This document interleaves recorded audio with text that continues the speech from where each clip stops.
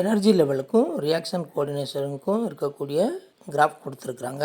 இதிலேருந்து கீழே இருக்கக்கூடிய ஸ்டேட்மெண்ட்டில் எந்த ஸ்டேட்மெண்ட் கரெக்டான ஸ்டேட்மெண்ட் அப்படின்னு கேட்டிருக்கிறாங்க. எந்த ஒரு கெமிக்கல் ரியாக்ஷன்லேயும் ரியாக்டன்ட் வந்து ப்ராடக்டாக மாறணும்னு சொன்னாக்க ஒரு இன்டர்மீடியட் ப்ராடக்ட் ஃபஸ்ட்டு ப்ரொடியூஸ் ஆகும். அந்த இன்டர்மீடியட் ப்ராடக்டினுடைய எனர்ஜி லெவல் வந்து ஹையாக இருக்கும்.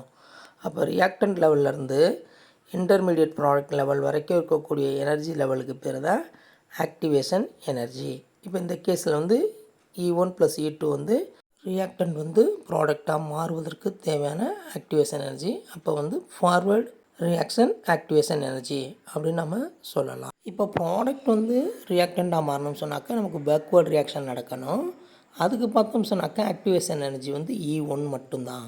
ஃபஸ்ட்டு ஸ்டேட்மெண்ட்டை மட்டும் நம்ம பார்த்தோம்னு சொன்னாக்க ஸ்டேட்மெண்ட் 1, 2 அண்டு 4 மூணுமே கரெக்டாக இருக்குது. செகண்ட் ஸ்டேட்மெண்ட் பொறுத்தளவு பார்த்தீங்கன்னாக்கா எது வந்து லெஸ் ஸ்டேபிள் அப்படின்றதான் கொஸ்டினாக இருக்குது. இப்போ எதுக்கு வந்து எனர்ஜி லெவல் அதிகமாக இருக்கோ அதுதான் வந்து லெஸ் ஸ்டேபிளாக இருக்கும். அப்போ கொடுத்துருக்க கேஸை பார்க்கும்போது பார்த்திங்கனாக்கா நமக்கு வந்து ப்ராடக்டினுடைய எனர்ஜி லெவல் அதிகமாக இருக்குது. அப்போ அதுதான் வந்து லெஸ் ஸ்டேபிளாக இருக்க முடியும். ஆகவே பார்த்திங்கனாக்கா ஸ்டேட்மெண்ட் 1 வந்து கரெக்டாக இருக்குது. அப்போ activation energy of the forward reaction வந்து E1 + E2. அது மாதிரி product is less stable then the reactant அப்படின்ற ஆப்ஷன் 1 தான் கரெக்டான ஆன்சர்.